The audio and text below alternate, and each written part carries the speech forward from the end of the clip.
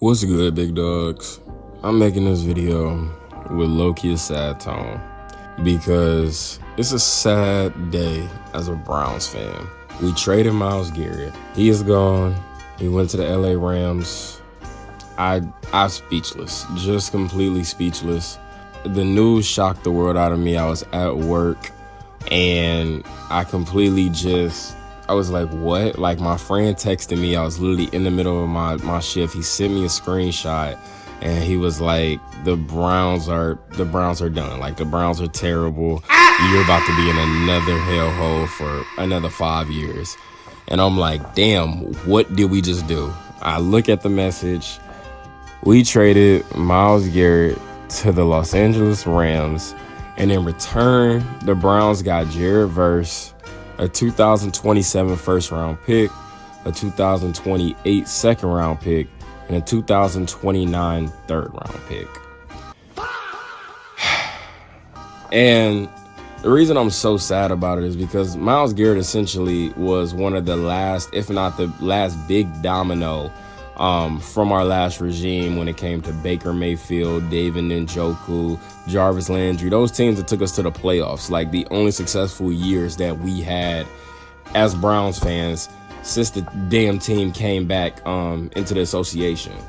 And it's just like, for this to be another domino that drops, we're in another rebuilding year. Like, we still don't know what we want to do at quarterback, still don't know what we want to do with our team. And our last big, just all-around great defensive player of the year, all-time sack leader, all-time history sack leader,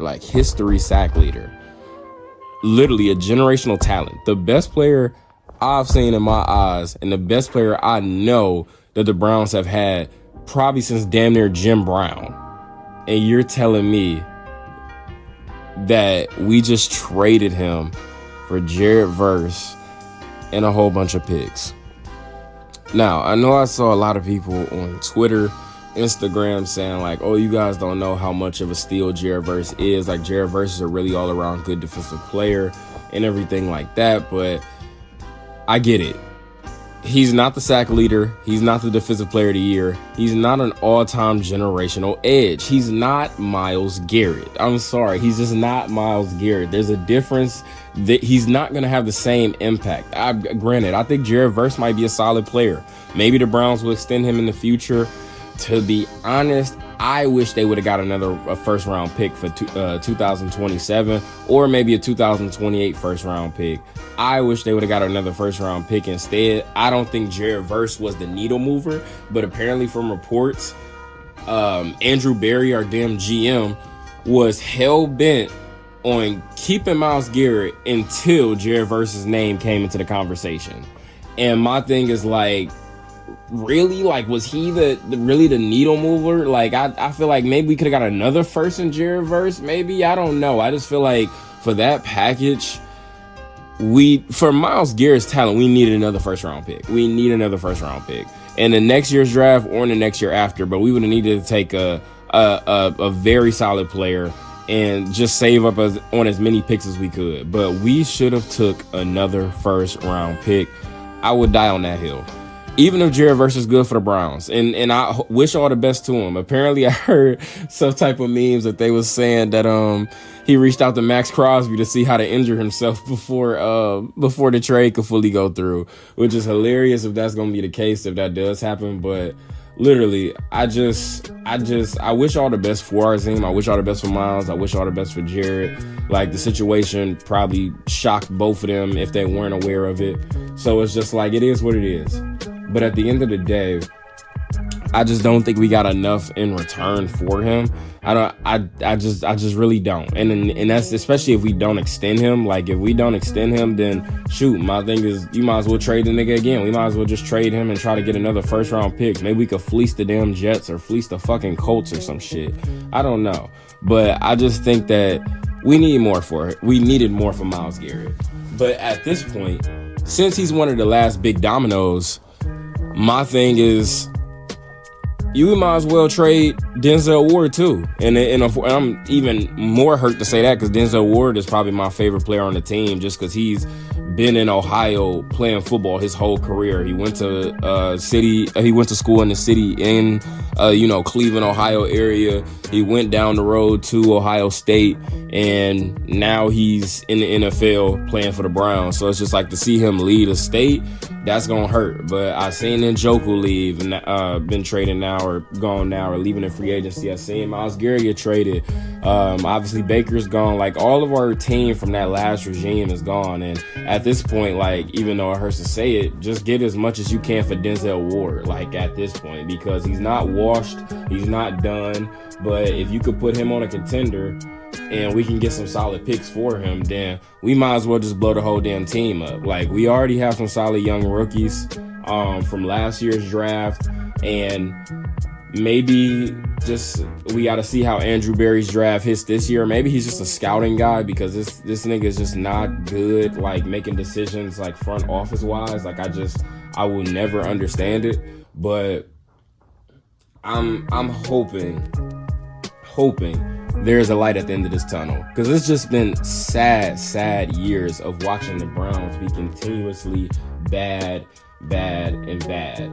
And I just, at this point, I don't know what is the next step. Like every time it's like, oh yeah, let's root up for another Browns year. But shoot, this year I'm just rooting up for the next year. Like shoot, what we gonna do in the next year's draft at this point? Like shoot, I'm gonna just be looking at college players. And I don't even like college that much. Like this is just, it's gonna take a second for me to live this one down. Like I knew it might happen, but I just thought we might get more in return.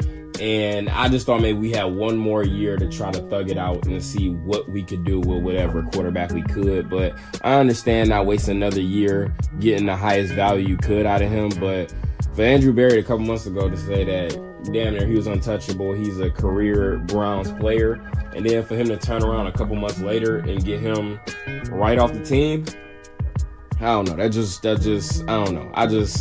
I thought Andrew Berry was cool when he first started. I wanted to give him a chance, but this has just been a bad regime of football. And the killing part is, I know it had to go through our damn owners. I know it had to go through Jimmy and D Haslam.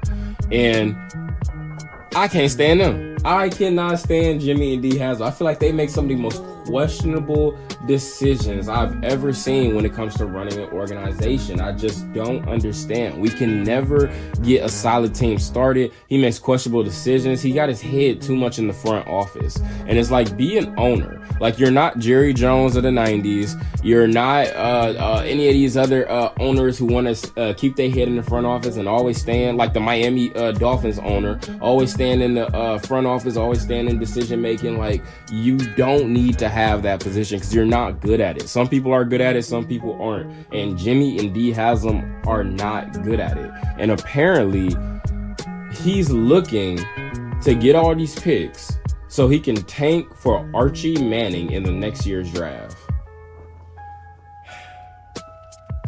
Now, this is no shade to Archie Manning, but I don't think Archie Manning is a transcendent talent like his uncles were.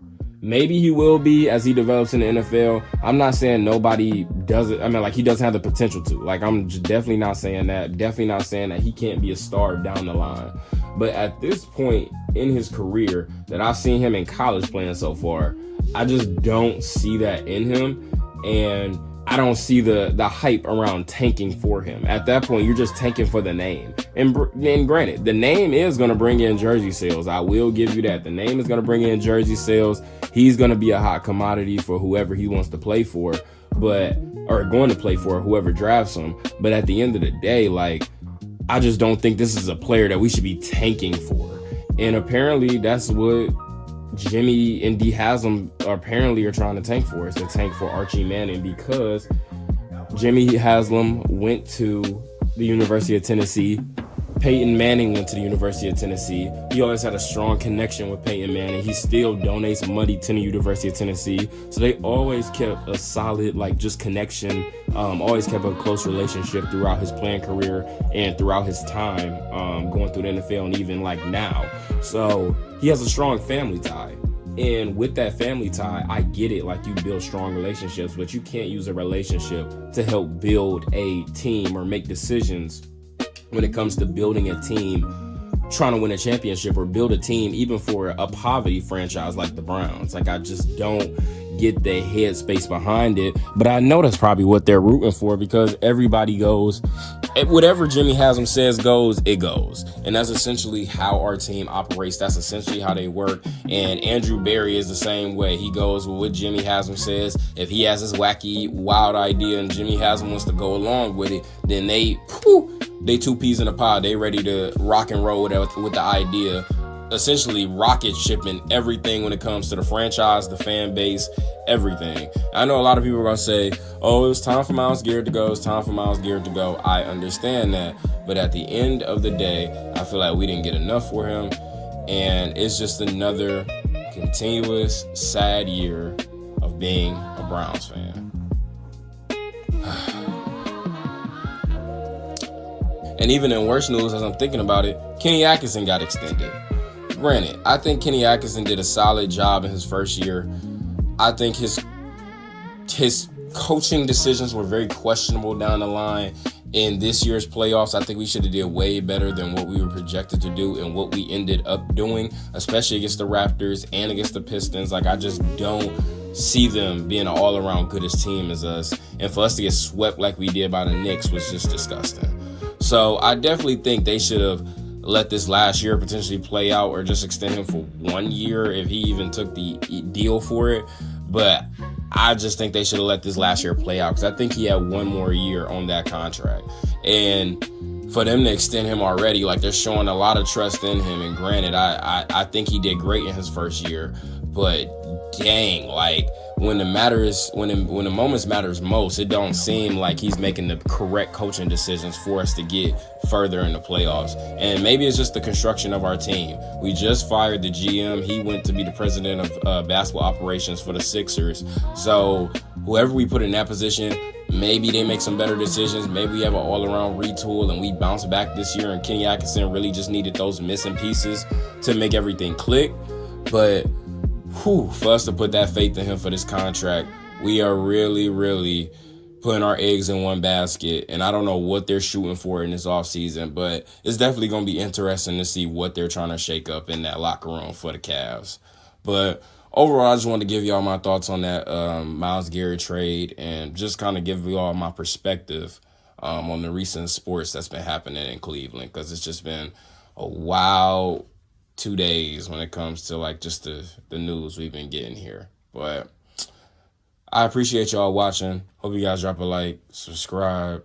Let me know your thoughts and opinions down below. Comment at the bottom. And it's on with y'all. Peace, dogs.